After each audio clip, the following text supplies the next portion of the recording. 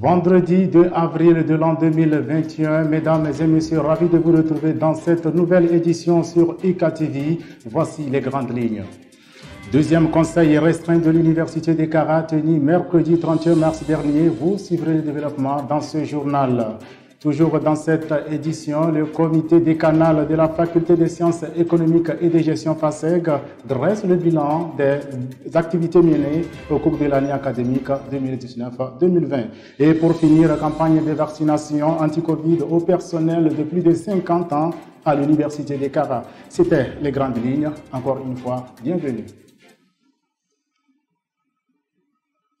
Le comité décanal de la Faculté des sciences économiques et de gestion FASEG de l'Université des Kara a procédé le 30 mars passé à la présentation du rapport d'exécution du contrat objectif 2019-2020.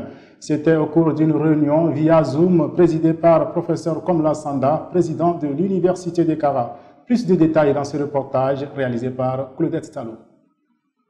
L'équipe décanale de la Faculté des sciences économiques et de gestion FASEG a procédé le mardi 30 mars dernier via Zoom à la présentation du rapport d'exécution du contrat d'objectifs de l'année académique 2019-2020.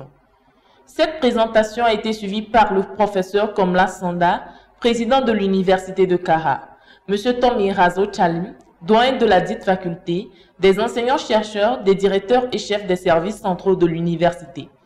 C'est M. Abdou Fattah Chagnan, vice-doyen de la FASEG, qui a procédé à la présentation de ce rapport. Activités réalisées, facteurs de succès, contraintes, recommandations et perspectives pour l'année en cours ont été les grands points présentés. Le doyen de la dite faculté est revenu sur les objectifs et les résultats attendus après cette présentation. Dans le cadre de la gestion axée sur les résultats, l'équipe décanale étant arrivée en janvier 2020 a présenté un contrat d'objectif à la communauté faségoise et un an après, à mi-parcours, donc il était normal qu'on revienne pour présenter à cette même communauté les résultats atteints, ce qui reste à faire et jeter les jalons pour le futur. Monsieur Soussou Tatangeba, responsable assurance qualité de l'Université de Kara, revient sur le bien fondé de cette pratique au sein des services et établissements de la dite institution. Cet exercice permet aux unités de gestion de faire le bilan de leurs activités. Alors, il faille faire le bilan, voir ce qui a été fait et ce qui n'a pas été fait. En fait, ceci répond aux exigences de l'assurance qualité prônées par le président de l'Université de Kara. L'assurance qualité est exigée par le CAMES. Nous encourageons vraiment les unités de gestion à se prêter à cet exercice. Outre ces mots de félicitations, les participants ont apporté des suggestions à l'équipe décanale de la FASEG en vue d'une parfaite amélioration.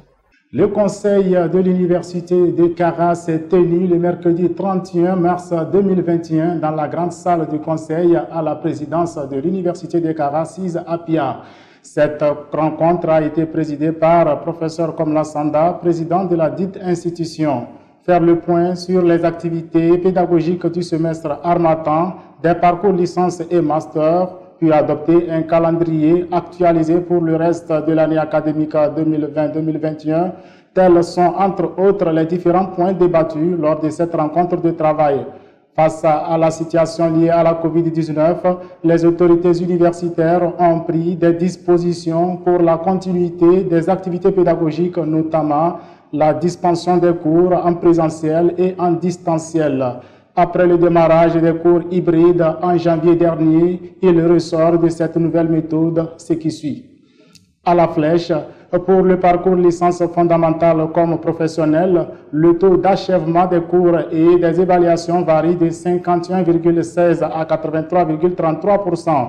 Pour le niveau master, l'évolution des enseignements et des évaluations est compris entre 65 et 100%. À la FASEG, pour les licences fondamentales, le taux d'achèvement est de 50%. Pour les licences professionnelles, il va de 70 à 90%.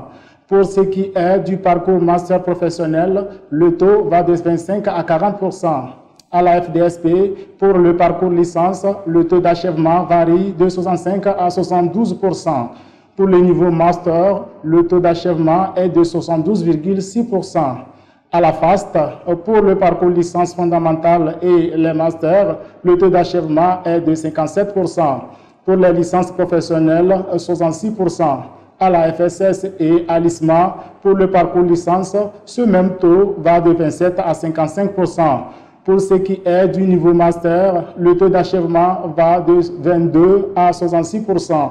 Le Conseil a décidé de la programmation des sessions de recyclage à l'endroit de tous les enseignants-chercheurs et des délégués d'étudiants en vue de résoudre les difficultés rencontrées et pour favoriser une meilleure appropriation de la plateforme pédagogique de l'Université de Kara.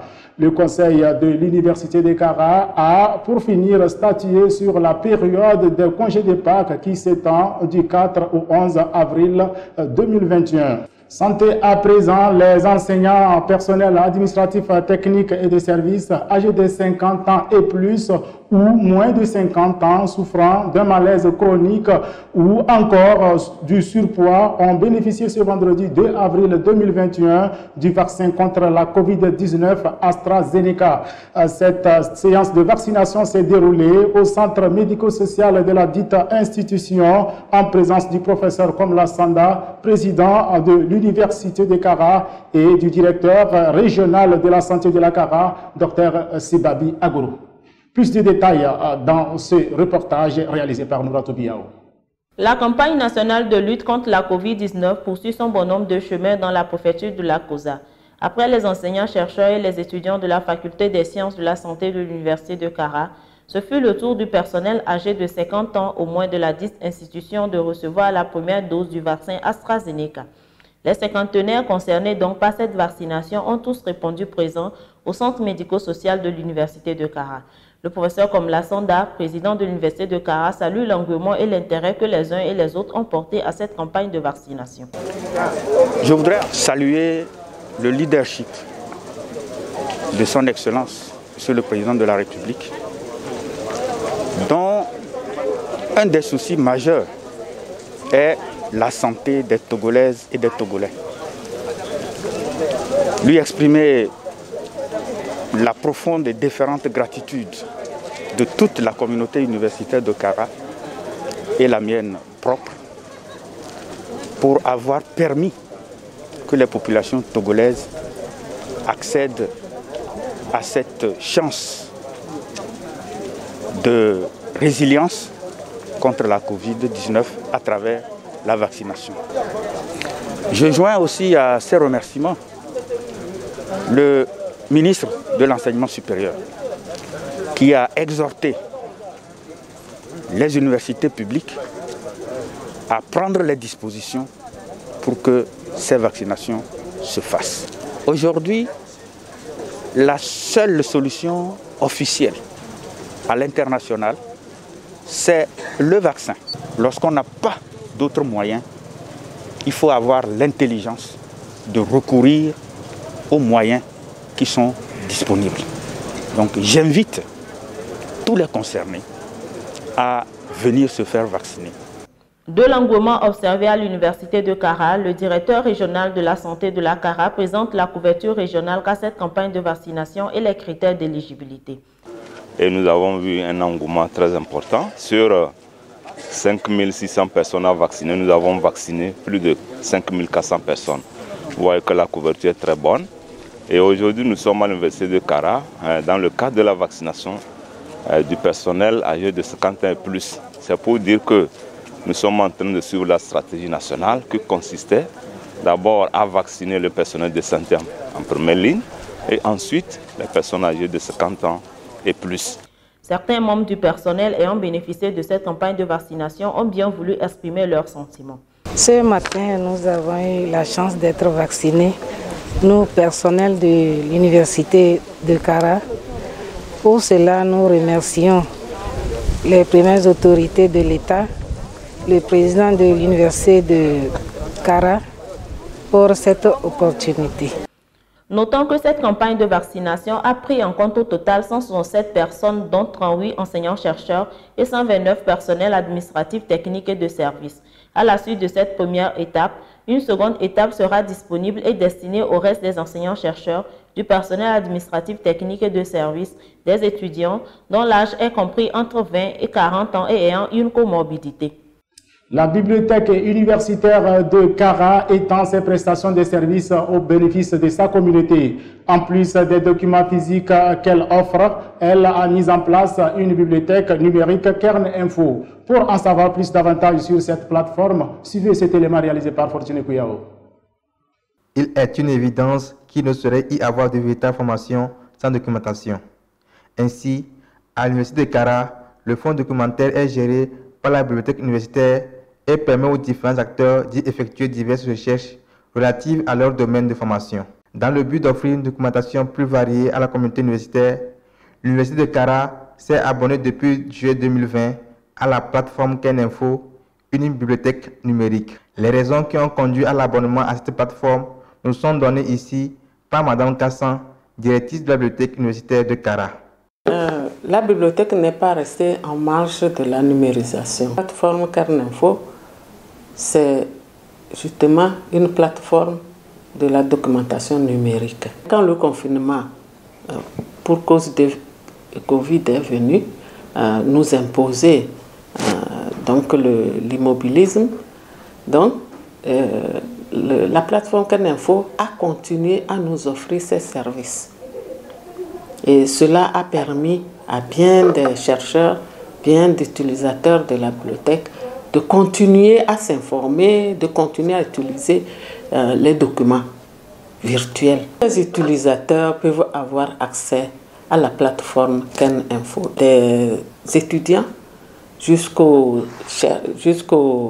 PAT, en passant normalement par les chercheurs, les enseignants-chercheurs aussi, pourvu de venir à la bibliothèque pour s'inscrire. La mutation de la bibliothèque universitaire de Kara vers le numérique et les opportunités en matière de recherche qu'offre la plateforme KernInfo sont bien appréciées par les utilisateurs qui ne cachent pas leur satisfaction. Et je trouve la plateforme très efficace, permettant aux étudiants de l'université de pouvoir avoir accès à des documents, à des ouvrages en ligne, sans toutefois venir à la bibliothèque. Le système d'accès, la procédure d'accès est très facile. C'est un travail que l'université a fait pour faciliter la tâche aux étudiants et il faudrait vraiment s'inscrire régulièrement sur cette plateforme et pouvoir bénéficier de tous ces atouts. Avec 200 éditeurs, KenInfo est un portail régulièrement actualisé conçu pour permettre un accès rapide à son contenu. Il donne la possibilité de consulter, d'imprimer et de télécharger des articles dans les limites de la réglementation en vigueur concernant notamment le droit d'auteur. Fin de cette édition. Merci de rester connectés pour le reste de nos programmes. Excellent congé de Pâques à toutes et à tous.